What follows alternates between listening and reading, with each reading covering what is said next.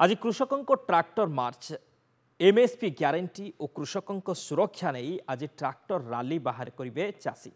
पंजाब बाहर यह tractor rally करेंगे बोली कृषक संगठन घोषणा करते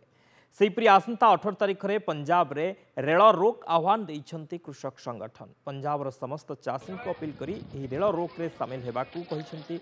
अपील करिसन्ति कृषक संगठन यह अवसर में विरोधी दल उपरे मध्य बसिछन्ति कृषक नेता पंधेर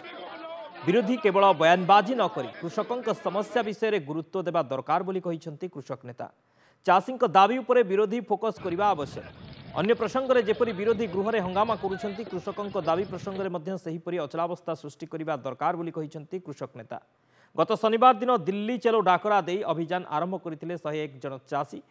तेबे यहाकू अटकाई सुरक्षाकर्मी लुहबुहा गैस माड़े 17 जन चाषी आहत होते दिल्ली चलो नारारू ओहरी जाइछि कृषक संगठन।